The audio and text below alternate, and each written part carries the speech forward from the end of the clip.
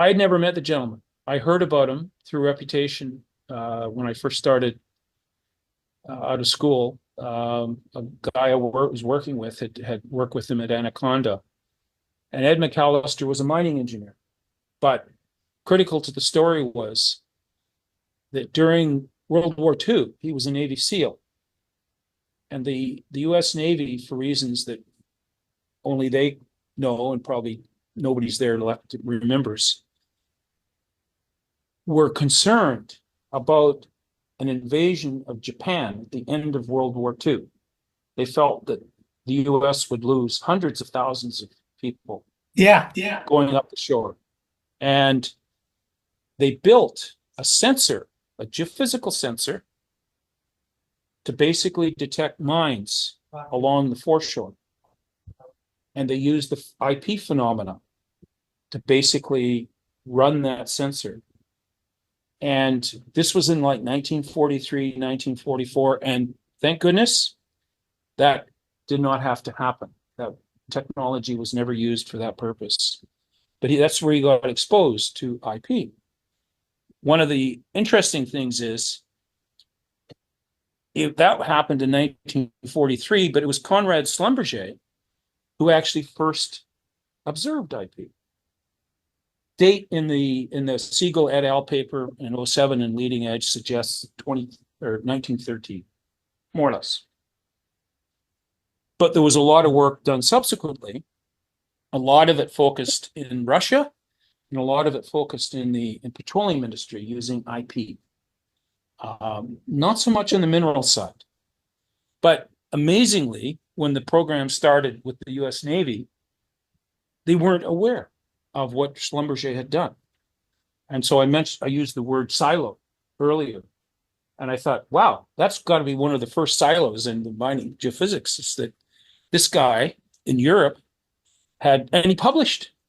Maybe these guys couldn't read. I don't know. But anyways, the SEALs were sworn to secrecy. So after the war, they weren't supposed to talk about any of the experiences and the technology. But the US government is never a consistent story, right? The US government wanted to give US industry the opportunity to exploit all the technologies that had been secret during the war and put them out into the general, industry complex. And Newmont heard about this in about 1946, and they approached Arthur Brandt. So we have a Newmont component to the IP story. They went in and basically hired a company who got all the files on IP, even though they were still technically secret. And Ed McAllister had his lips sealed, didn't tell anybody until one of the other guys he was a SEAL with went back east to university and took a degree in IP. And he was giving papers at the SEG and the rest of it in the late 40s and early 50s. So this is the contraption that is shown from and Beale is one of his Navy SEAL compadres. And so he took the ideas on the left from the Navy and started building equipment that basically allowed him to go out and do IP surveys. This is 1948, being applied to minerals exploration. So this is one of technically the very first IP surveys. Hey, they've even got the drill holes plotted. I mean, I've seen stuff that looks like this that's been generated a year ago. Maybe it's colored, but it's still basically the same idea. You have survey lines, you have anomalies that are contoured, even the units, millivolt per volt. I'm familiar with that. So they were very much on top of it. But anyways, McAllister then got a job with the company Anaconda, and he was told, we want two things. We're looking for copper.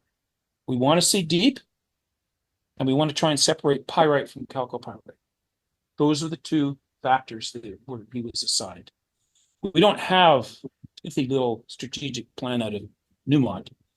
They were more scientists, whereas McAllister was a mining engineer So it's like, let's get the job done. Let's do it now and get on with it. Whereas Brent brought all these clever people into Jerome and they started tinkering with all sorts of things, airborne, ground, IP, EM, theoretical models. Anaconda did not spend a lot of time worrying about that. Their success was how many amps can we get in the ground and how far can we see in these basin and range terrains where we're going looking for porphyry coppers. So they were more pragmatic, not really scientists in quite the same way. So, it was an interesting, I don't even know if they were frenemies. I have no idea whether they even had heavy conversations with each other. But there was a race between those two companies. It certainly was very active in the 1950s. What happened, though, was I term it, and it still has, I have to think about it a bit more. Grant himself got bored. Being a really smart guy, he'd done the IP story for a decade. Jim Waite, who was also a genius on EM, wrote the book, 1959, Over Voltage Research. It's a wonderful read. It's available as a PDF if you haven't seen it, or you can still get physical books. Anaconda provided almost no information. They were like the damn CIA. If you talk to one of their guys in a bar in Pioche, Nevada, you might get something out of them. But otherwise, they did not go and do papers, certainly in the 50s. And some wonderful stuff. This is war surplus. And they were getting 50 kilowatt transmitters out there before the end of the 40s. They were starting to survey known deposits to see what they could get out of it because there wasn't any reference. Had to start somewhere. This is one from the late 40s over San Manuel in Arizona. And if you look at the legend, you see things like depth contour. These guys were modeling their data in Z. At the very first, they were conscious. We needed to know where it's coming from in depth. They weren't just mucking around. Let's go get some data and we got some numbers. They were out there solving problems. They were really, I thought, very, very shrewd. This deposit was both a wonderful thing to see and in a way a disappointment. This is a one in Peru that Newmont did one of their very first surveys, probably one of the first outside of the US. And what you see are the pyrite halos around the central core. This took 20 years for the geologists to come up with a Lowell and Gilbert model that explained that from a geological perspective, an alteration and distribution of sulfides. The geophysicists had it a generation before. They had that information, but they didn't know what to do with it. To me, it's like building the Hubble telescope and giving it to a blind person. You have great power, but you don't know what to do with it. And there's no discussion, even though they had smart guys, they had no discussion about what they were thinking at the time in terms of, is there an alteration signature? But they went over, and this is sort of inference, they and other companies jumped into the fray as more general IP equipment became available in the 60s. And they actually knew, probably by at least the mid-60s, what was going on in terms of alteration signatures, what you should be looking for. Nobody wrote it up until Stan Ward held a symposium in 1967 at Berkeley. Very first one on IP. And he got Anaconda and Newmont to come to the table, talk about what they were doing. It wouldn't have happened if Stan had not used his influence to basically convince them. The geophysicists and the companies were also, as we call it, tight butt. They didn't want to release anything. I mean, Newmont put something out at the end of the 50s, but that was at a point where I think Arthur thought that they had tapped into all they were going to likely get, because what they turned to was EM. That became the big thing for them. IP was until Perry Eaton picked it up again back in 1995 or so, when they started their own Newmont system. Newmont was doing very little on IP.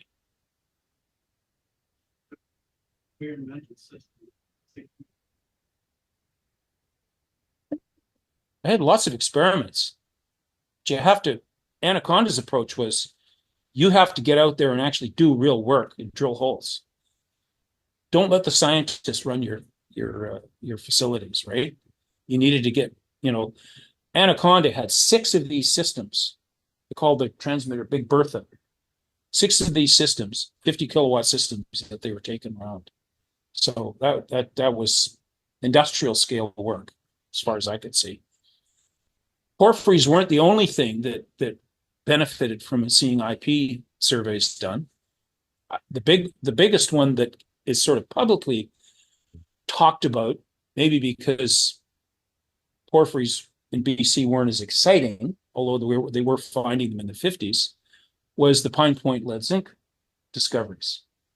And that really established companies like Huntech, Syntrex, McFar.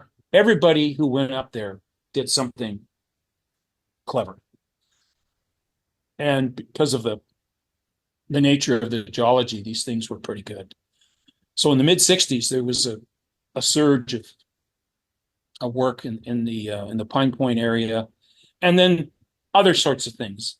Some cases VMS, some cases epithermal gold, other types of mineral systems, magmatic nickel. IP was used for a lot of things, but there's only a few that it really shone in terms of this is a sort of a collage of that last page out of Telford's book. No, I don't. No, it's not. It's I think it was an SCG paper on, I think, that Harry put together. And gravity was also one of the tools there. So here's a very young Dave Fountain. I mean, he collected data in the 60s and 70s, but he actually had some case histories of work. I think like a Copper Mountain. I think Newmont was doing IP there in the late 50s. And they're still, I haven't heard much what's happening now that Hudbay owns it, but and the banner, the McFar banner, is very prominent because they were one of the few service companies that actually made a big effort to put case histories out there. And thanks to people like Phil Halloff, Dave Fountain, Bill Pelton was one of their chosen ones. He also got his PhD under Stan Ward. Not the most pleasant person in the world, but a very competent geophysicist. The record, this is a smattering of what's come out. The original Jim Waite book in 59. John Sumner did a book which was more of a field manual. It sort of described all the arrays and stuff like that. And that was helpful, but it gave you more information on the mechanics of doing IP. And then Stan Ward, I think I was thinking about this recently because I had some discussions with people and where information about what had been going on surfaced. And there was an opportunity with the Decennial Conference in 1987 to capture work that Zong had been doing, Phoenix had been doing, Stan had been doing at Berkeley. And when I discussed it with the person who was the technical chair, and I have enormous respect for them, it was like, why would we want to talk about IP? EM's the only thing. So there's another silo. But I said, you got to get something on IP. And they got the one paper was Mark Halverson's on the work that Anaconda had been doing on noise rejection, remote reference, something. So snapshot of their technology appeared in that 87 paper. Stan, I think, was really pissed. And so being editor of the SCG publications, got this book together. because basically it captured most of the technology at the time that had been developed over the, since the early 70s, including Zong's stuff. Zong gave papers, but he never really got much traction with the community, particularly outside of the US. The guys in the US loved him, but up here, I know Peter Kowalchuk took a system out, ran it over in DACO and stuff like that, but it never really caught on. And even the frequency domain stuff that McFarr was doing. So important to realize that there was knowledge out there, but it was spotty. Some companies started to, like Kennecott, do their own work. They did some great petrophysics, which Newmont was doing, but they didn't release that much. They did some in the 1967 companion volumes, or 66, the green books that the SCG produced. McFarr worked hard, and they certainly relied on spectral IP approaches. That what Kennecott did was pass over intellectual property and use of equipment to the University of Utah, to Stan and his students, to work with as that whole organization was declining. They were sort of thrown overboard, and Stan was there with open arms to get all this. And because you don't see anything like that up in Canada. Those American companies probably didn't even want to cross the 49th parallel. It just did not take. So they did other stuff. It's not that they didn't do things, but the IP story is dominantly a US-based one. That was the symposium that Stan put together, and I've just annotated this. N is Newmont, and A is Anaconda. How Stan was successful in getting these companies to open up and actually tell the world and their peers what they were doing. If this workshop hadn't been done, they weren't presenting papers at the SCG. You had to have a forum where there was a quid pro quo, I think. As SCG, you could be the only person in the room saying anything. So everybody else listens to you, and they don't contribute squat. But a symposium, everybody has to contribute. It's a more equal footing for exchange of information. So Newmont, of course, had a longer history and were more boastful, but you can see that Mark Halverson's name was appearing 67, and he continued to do exceptional things for that company. There was another one in 77. Stan was involved with this, but the meetings migrated to Tucson, which was a good place for IP to be considered. And here again, you can see the Z is the papers that Ken Zong was contributing quite a bit, and the hyphenated one is just what I came up with to describe. It was the Kennecott University of Utah interaction, because it was obvious that the technology that Kennecott had spent millions developing, it was a fire sale. And I've talked, Bill Pelton, of course, passed a number of years ago, but a colleague of his who was also doing PhD, Jim Klein, outlined it recently clearly as what was going on. Newmont still had a few, but they were declining. But notice really nothing from Anaconda. They had gone quiet. Well, part of the reason they went quiet was Arco took them over, oil company.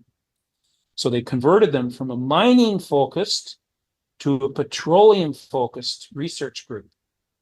And they were kind of the wellspring of what became the use of electrical techniques for petroleum.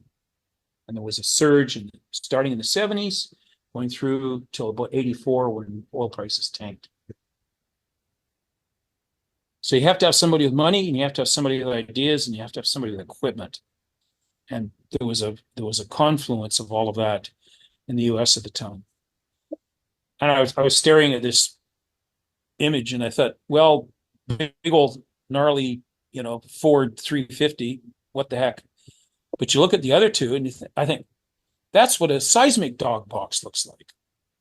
And that's what the model was for Anaconda.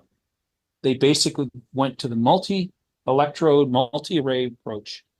And I actually saw one of these systems at Yarrington, 1976, and they were clean as a whistle.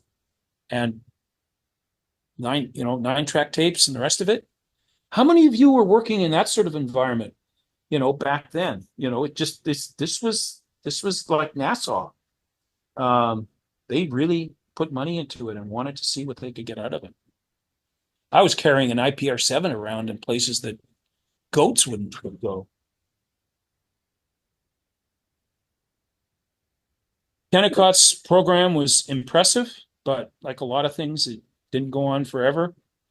But they looked at basically instrumentation, borehole excitation, physical property lab tests.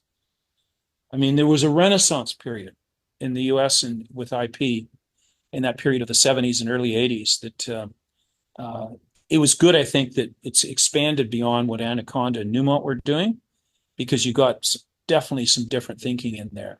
One of the things, and some of you may have seen it, Kennecott went around to a number of their pits in Arizona and took, I think it was like 10-meter spaced A spacings, and ran through measuring chargeability and resistivity on like 10 deposits. And then they put them all together and looked at resistivities, chargeabilities, who's doing what to whom, what can we expect? We never did that. I did one like that with the Zong system at Island Copper, but they never made use of any of that. Whereas these guys were working at an industry scale that was very, very impressive. But still, Anaconda was very quiet. In the late 70s, forward modeling was becoming better and better. One of the things that Pelton was able to secure from Kennecott was the first inversion code for IP. And I actually got a program from the University of Utah, and we ran it. And what they did was they did like 1,000 forward models, dikes. And then they had a lookup table, because they actually couldn't run the inversion fast enough, but they could do the lookup table. And it gave really good results. But then it never really, I don't know that I ever saw anybody using Pelton / Chevron's or Kennecott's approach to IP inversion. It was one of those things where there literally weren't enough people left after the oil companies canned all the mining groups to do anything. You have guys like Frank Fritz up in the caves of Colorado, and the individuals didn't have the resources to carry that technology. You needed an actual larger organization, which just didn't, in the US, just didn't exist. Forward modeling, a lot of work on spectral IP. That was one of Ed McAllister's missions, and others jumped into that, trying to understand grain size distributions and such. And there's still people out there. Kristen Inn was telling me that Pierre Burbet's son is a professor at a university in Montreal, and he apparently has done something quite clever with 2 million IP decays. And he thinks there's something predictable that can come out of it. I'd never heard of this until, time for music. Oh, yeah. And Zong, I mean, he struck out there and kept going and was abused. Literally, I was there at one of the talks that he gave at the SCG in 1977, and Bill Pelton jumped up and just was very impolite about the whole process, because he had his way of doing spectral IP, whereas Zong had his own way. IPR11 came out, 6-channel, pretty amazing stuff. It was actually doing coal modeling in the box. Our first run at it with the Zong system was we got a HP 9845, and 1981, it cost $45,000, which is probably $500,000. So it would be the cost of a mini computer.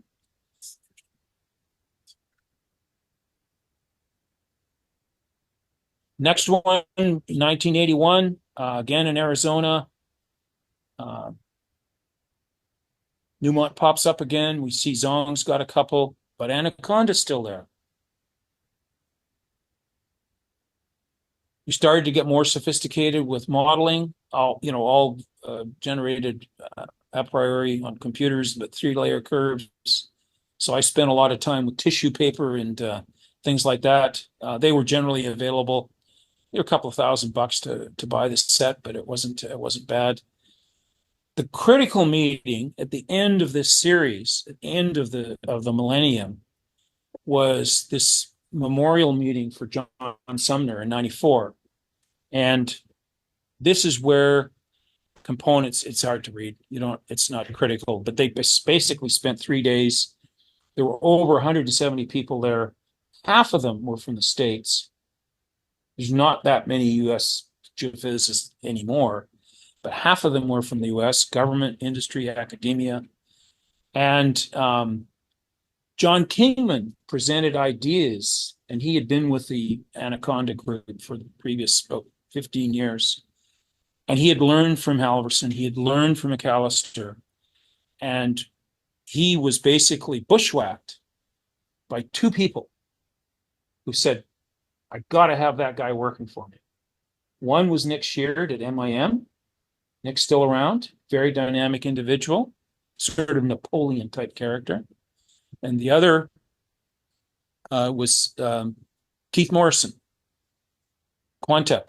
And they wanted to work very desperately with Kingman to develop the way to acquire and process IP data. Nick won out and got him for about 4 years. At the end of that, in about 97, he started working for Quantec. That became Titan, which became Orion. So the array system, which starts off with Ed McAllister, the Anaconda DNA. McAllister led to Halverson, led to Kingman. And so the technology that was discussed in 2014 at the last major IP conference that was presented by all the various contractors, some of them are in this room today, largely had its origins around what you could see Anaconda had been doing. They've got variations of the theme, but they definitely, when I call it a thin line, this wasn't a herd. This wasn't an institution. This was a few people with ideas working together closely in one company for decades. And they finally got the end of the light of the day. Doesn't take anything away from what other people have done. Like, Greg Shore with eScan, he was actually ahead of the curve in many respects, but he never got it quite commercially robust enough to grow the company. Zong had his own ideas, and they're still there. They're still manufacturing equipment, but it remains a niche largely in terms of it's a bit like UTEM. I always found that it was difficult to find people that were really good at UTEM, except people that worked at Cominco and ACO, and everybody else was like, no pass-up, don't understand it. And with BHP, we had to use things that were robust and, we could drop into Indonesia or South Africa or Brazil. Didn't require 2 years worth of training to get a result. So we had to have armaments that were relatively simple, bolt action. So in 1994, the last big meeting, 2014 really wasn't a technical meeting in the sense that it was contractors talking about what they'd done. So they presented results. DS, Newmont, Kingman was there talking about the work they had been doing at Newmont. Stan Ward had put his last kick at the cat summarized it with a couple of other, actually students of his, came out in a 1995 leading edge article. And but the really critical stuff was the work that, 175 people, 18 countries. These are the issues that they were looking at, questions they were asking. How do we get better in this, that, and the other? Probably the work that MIM and Quantec did were probably the two most significant outcomes in terms of commercial uptake of those ideas. I'm sure there was some other ideas on the table that just didn't have a champion. You weren't able to get the thing down. One of the things Stan made sure to include was talking about environmental applications. That was recognized back in the mid 90s that there was a real, and that's where people like Jim Fink, who used to be a very strong mining geophysicist with ESSO, he went into that, water management, things like that. So they weren't just focused on traditional minerals applications, they were broadening the range of things you're going after. Modeling, this was right in the midst of Doug Oldenburg's big push in the 90s, got 2D, 3D, electrical, started off in the late 80s, but he got significant support from the mining community starting in 1991. Yeah, environmental applications, that became more and more important. Temporal monitoring, that was one thing Jim Fink really focused on for his hydrology stuff.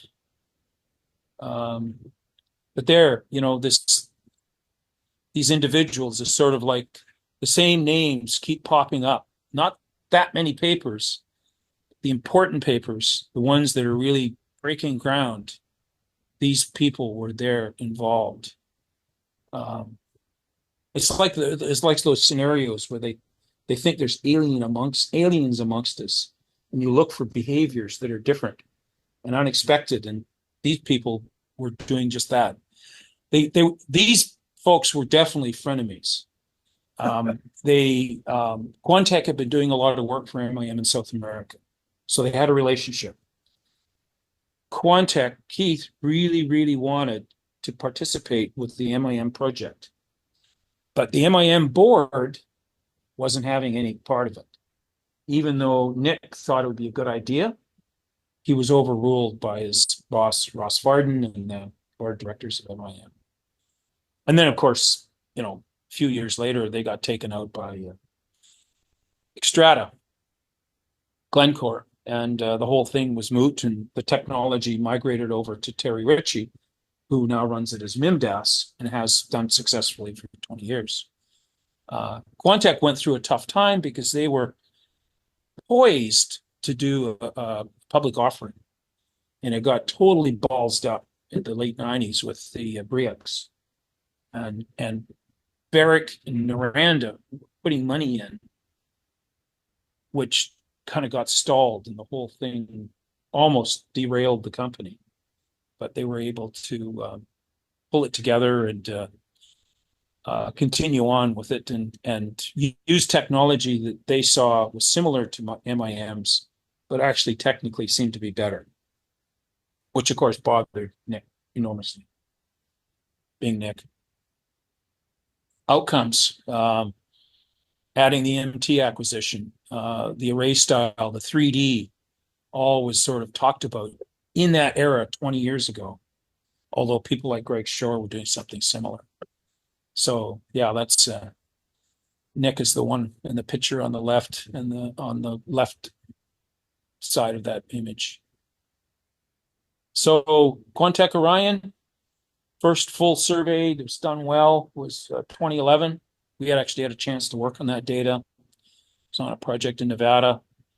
NUDAS was there, but of course, Newmont shut down their entire geophysical R&D activity a couple of years ago. The systems we now have were introduced in 2014. Not quite sure what to say about Typhoon. I'm not sure if I even spelled it right. I think I spelled it right. Anyways, they're I understand they use part of some commercial equipment, so it's really a hybrid. It's not a total 100% homegrown. Whoever is in charge of that. So the two histories, Glenn Collett did one that was in the 1990 SEG book on IP. It's good, as is Harry Siegel et al.'s in 2007. But they missed the Anaconda story because there was nothing to read. It was in the workshops, but unless you went back, just looked at that body of knowledge, you couldn't really see what they were doing. So they mentioned Ed McAllister and they mentioned Halverson, but they really didn't understand what had been done. And that's where I think when I started looking at McAllister's career, my breakthrough was the family. We approached them, Kingman and I. He's got like 4 or 5 kids. Said, "You got anything? Did your father write anything about his career?" Turns out he wrote a stack. It's My Life 1, 2, 3, and 4. And when I read that, I had to say, this is what this guy was doing. This is what he was thinking. He documented it all 50 years before when he wrote these, about 5 years before he died. And I could see that they were doing something really, really exceptional. But he never put it in a SEG paper, what have you. I mean, he's co-author for tons of stuff, but he was the godfather, basically. It was people like Kingman and Halverson and others that did the heavy lifting technically, which was fine with him. So yeah, it was quite. I was quite surprised, actually.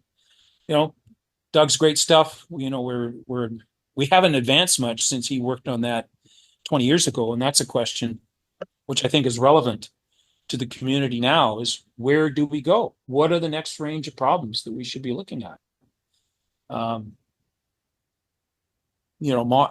of the things that Nick did, that was a paper he presented in the ASCG, why he put time and effort into it. It's usually we want to see deeper and we want to see more clearly what's going on.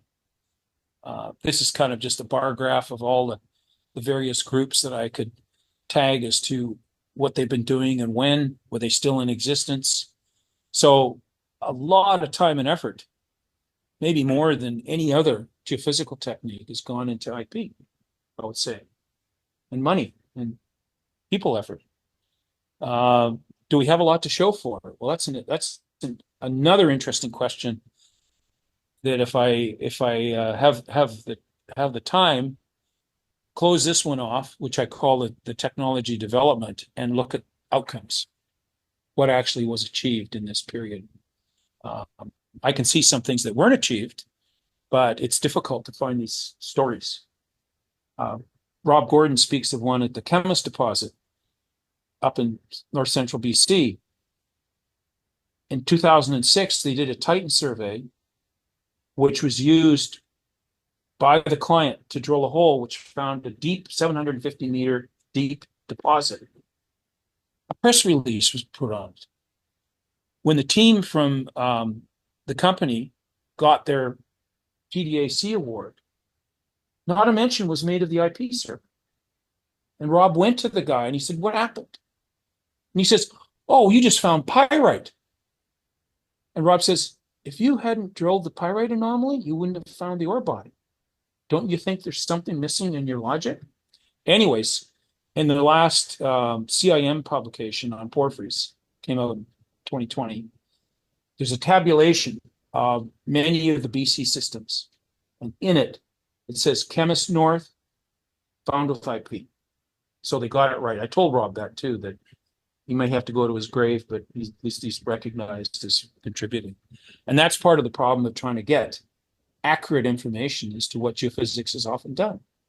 We're not dealing with an unbiased audience in terms of who gets to tell the stories most of the time. It's not the geophysicists. Or if we do, it's amongst each other and nobody cares because it doesn't impact on the overall exploration community. You need to hear it from real people, the geologists. Otherwise, it's tough. Right. Who's Gap? Gap. Just above him. Yeah, under St. Joe. Oh, I have to go back and check my notes, Dennis. You don't mean Gap Geophysics? I don't think so. They're not doing, They weren't. no. I'll track that one down. I that stood out this morning when I was looking at it. That other one there. Oh, yeah, I have the people that contributed to this story. But there's the major groups: MIM, GRS, Anaconda. Newmont sort of sputtered and then quit. So came and gave a nice talk at the 2014 meeting. The plan is with the roundup is to have a half-day session with the this is the MDRU and DMEC. A half-day session as part of it to look at where the technology is and where the community thinks it should go. It's not as full-blown as, like, say, the 1994 meeting, because we just don't have the people. We no longer have academics who are sitting there waiting for questions to be asked of them about IP. They've moved onto other stuff. So, and we don't have the companies with large bankrolls who think going looking for porphyries. I mean, just look what BHP did recently. They got into one of the best porphyry coppers by just sidling up to Lundin and saying, "Hey guys, we got some money. You got a deposit. Let's go." That's the way they make their new deposits. It's fine. Let somebody else do the hard work. They'd like to claim they're looking, but track record is not very good. Anyways, and it was funny though. Quantec was left off of the 2014 meeting because the person who organized it was asked by Rob. He says, "Why did you not include us? We kind of started it all off, or some of it." He says, I didn't know you. I didn't know what you were doing.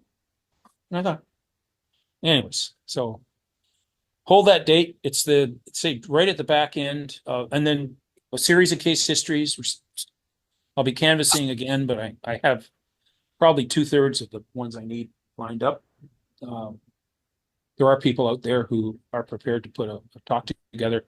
Focus being material that's suitable for geologists to listen to, not a technical exercise about how my IP system is better than yours. It's like, what are we doing to help discovery, solving problems, geological exploration.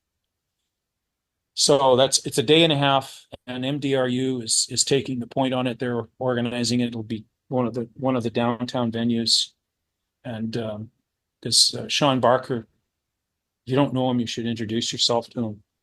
Is very, very keen to see a better linkage between geophysics and geology. That's it. Oh. Thank you. Any questions from the room? I'm so happy you found the illustration I made of the history of UBC GIF. Oh, good. All right. This is that's somewhere else. That wasn't that easy. I don't think it wasn't in my grab bag before I went looking for it. So, you One right? thing I thought you kind of were a little short on was Stan Ward's contribution at Utah. I mean, he brought together some of the biggest names in geophysics, Oh. Jerry Holman, Yeah. Bill Wanamaker, Bill Pelton, and many others. And that was a major contribution. Yeah. No, it's there in the. Oh, Randy's got his hand up. What's the protocol? No, I agree with you. Randy, speak, sir. Okay, can you hear me? Yep. Yes, sir. Great. So I've been spending a lot of time with very little to show for it, doing lab measurements. I'm seeing some wonderful things, and I guess I have two questions. The first is the definition of chargeability. Like, there's the Newmont standard where it's like from the area under the curve from 430 to 1100 milliseconds. But my feeling is that in the industry, it's very equipment dependent, and every company, even every study, is using a different thing to plot up. So do you have an opinion of what is a useful measure of chargeability? Do you think anybody has actually done a compilation of all the different definitions that are out there? And then Doug Oldenburg has a whole different thing for, theoretical. It's that, that first ratio of the initial drop. So the units are completely different. It's not even in milliseconds. It's in the millivolts per volt. Well, what I can contribute is I don't know of any systematic effort in that regard, but I have a person I can think of who has a predisposition to looking at problems like that, and that's Christian Dupuy at Laval. Oh, okay. He's well, not more, but he's very much inclined to look at the physical acquisition side of data as where he likes to spend his time. And That's really good news, because I'm in correspondence with him for other things. okay, it may not be currently on his list, but I think it is. He's actually done some borehole work, and he's been finding it frustrating. So maybe something that was on some sort of surface array. But he certainly, I think, could, on the back of a paper napkin, probably write out these are the 3 or 4 models. That might answer some of your questions. Okay, because you can't compile different companies' work without actually, Right. normalizing the various measures. The second topic, which is really important, is in frequency domain, spectral IP. You get chargeability around 1 hertz related to mineralization, but there's also, it's called electrode polarization, but you also have membrane polarization, which is more around 1,000 hertz. And like Soggy Kang at Doug Oldenburg's lab was looking at some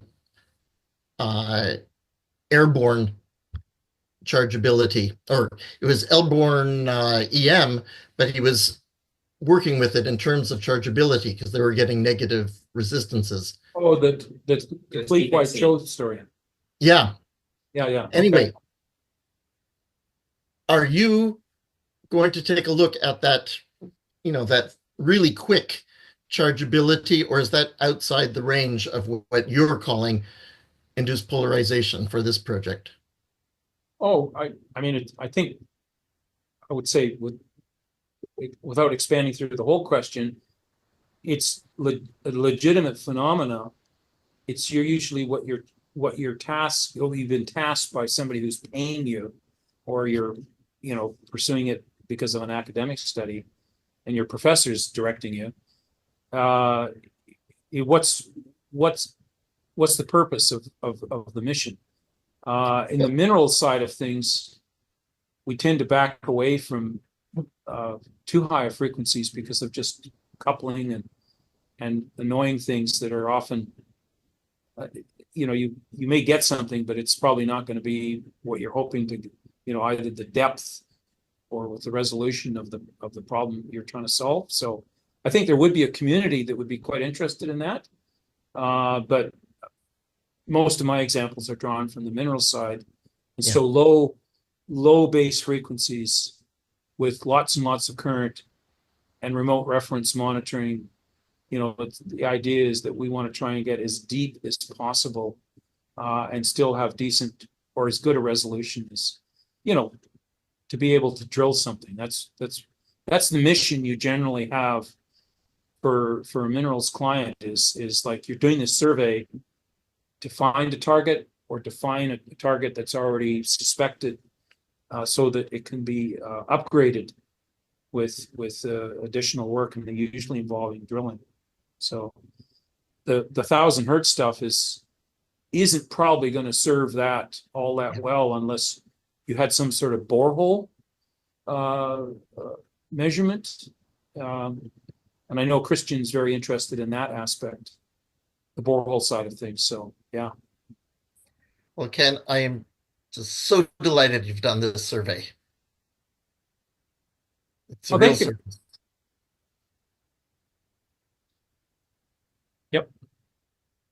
Would make one comment on that. I know, can you hear me, Randy? It's Devin. I remember seeing Andre Visioli's presentation at PDAC last year and talking about how people thought they could naturally try to sort of integrate airborne EM with DCIP, and mentioning that the information you get has different frequency content and you're collecting different information about the IP spectrum. So it's not like both systems are similarly sensitive to the same range of sort of frequency content of that IP effect, and that it led to a lot of challenges. So it's something I just felt like I wanted to.